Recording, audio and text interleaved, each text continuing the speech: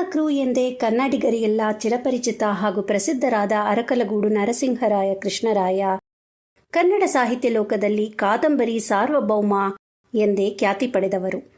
ಕನ್ನಡ ಹೋರಾಟದ ಬಗ್ಗೆ ಯಾರಾದರೂ ಹೆಚ್ಚು ಅಧ್ಯಯನ ಮಾಡಿದಾಗ ಹೆಚ್ಚು ಹೆಚ್ಚು ಕಂಡುಬರುವ ಹೆಸರೇ ಆನಕ್ರು ಅವರದು.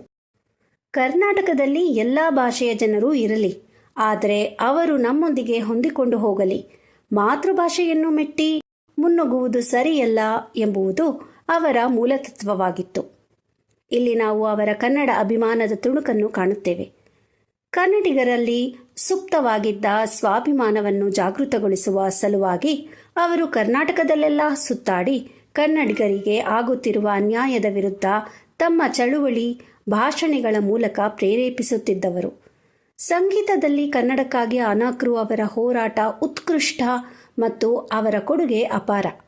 ಅವರ ಹೋರಾಟದ ಪರಿಣಾಮವಾಗಿ ಕಂಡ ಒಂದೆರಡು ಉದಾಹರಣೆ ಹೇಳುವುದಾದರೆ, ಕರ್ನಾಟಕದ ಸಂಗೀತ ಸಂಘ ಸಂಸ್ಥೆಗಳು ಕನ್ನಡ ಹಾಡುಗಾರರನ್ನು ನಿರ್ಲಕ್ಷಿಸಿ ಮದರಾಸಿನಿಂದ ಗಾಯಕರನ್ನು ಕರೆಸಿ ಹಾಡಿಸುತ್ತಿದ್ದ ಕಾಲವದು.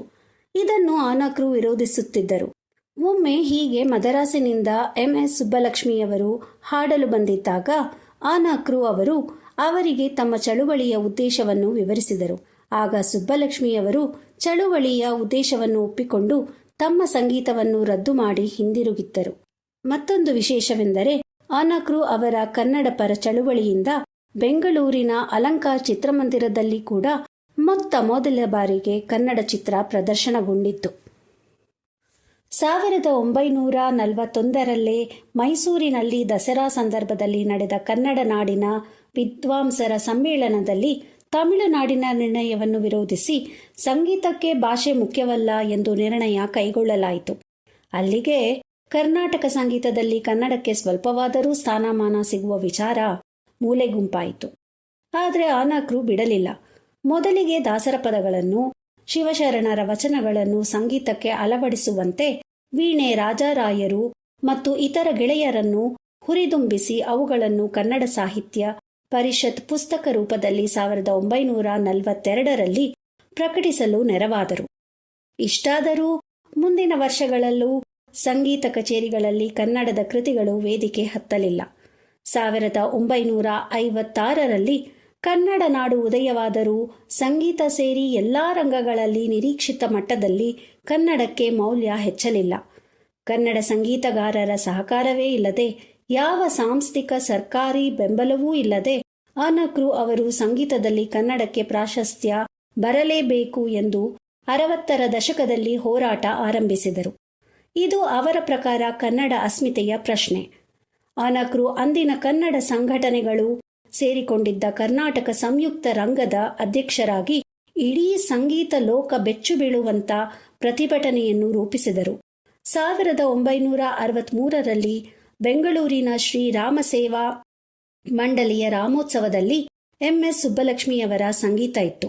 ಆನಕ್ರು ವೀರಕೇಸರಿ ಎಂ. ರಾಮಮೂರ್ತಿ ಅವರ ನೇತೃತ್ವದಲ್ಲಿ ಸಾವಿರಾರು ಕಾರ್ಯಕರ್ತರು ವೇದಿಕೆಯನ್ನು ಮುತ್ತಿದರು. ಆಗ ಆನಕ್ರು ಅವರ ಅಣ್ಣರಾದ ರಾಮರಾವ್ ಅವರೇ ಉತ್ಸವದ ಸಮಿತಿಯ ಕಾರ್ಯದರ್ಶಿ.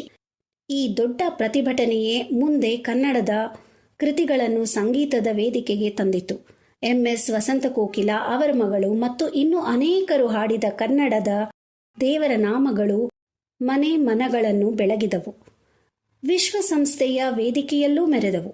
ಹಿಂದೂಸ್ತಾನಿ ಸಂಗೀತದಲ್ಲಿ ವಚನ ಗಾಯನದ ಪರಂಪರೆಯೇ ಬೆಳೆಯಲು ಕಾರಣರು ಆನಕ್ರು ಅವರೇ. ನಮ್ಮ ಕನ್ನಡ ಸಂಗೀತ ಕ್ಷೇತ್ರದಲ್ಲಿ ಆನಕ್ರು ಅವರ ಹೆಸರು ಚಿರಸ್ಮರಣೀಯ. ಆನಕ್ರುರವರ ಸಾಹಿತ್ಯದ ಒಲವು, ಅದರಲ್ಲಿನ ಸಾಧನೆಯ ಬಗ್ಗೆ ಹೇಳುವುದಾದರೆ, ಶಾಲಾ ದಿನಗಳಿಂದಲೂ ಸಾಹಿತ್ಯದ ಅಭಿರುಚಿ ಹೊಂದಿದ್ದರು.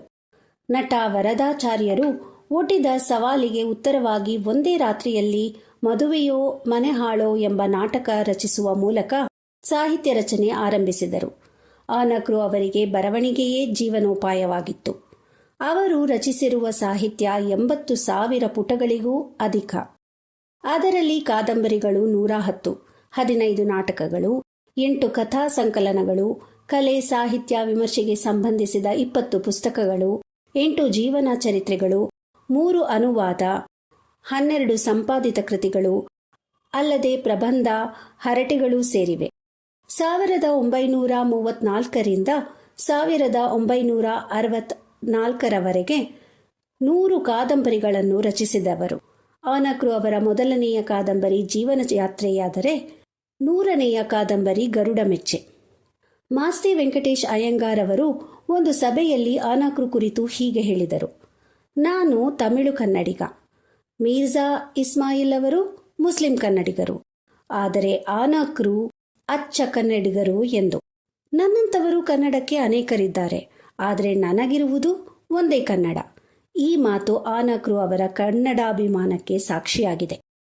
ಕಳೆದ ಮಾಸದ ಕನ್ನಡ ಪುಸ್ತಕ ಪರಿಚಯದಲ್ಲಿನ ತರಸು ಅವರು ಕೂಡ ಆನಕ್ರೂರವರಿಂದಲೇ ಪ್ರೇರಿತರಾದ ಕನ್ನಡದ ಕಾದಂಬರಿಗಾರರು.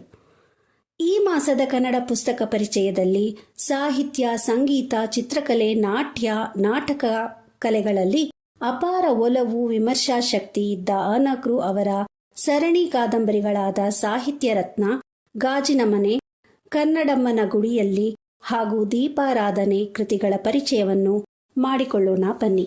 ಧನ್ಯವಾದಗಳು.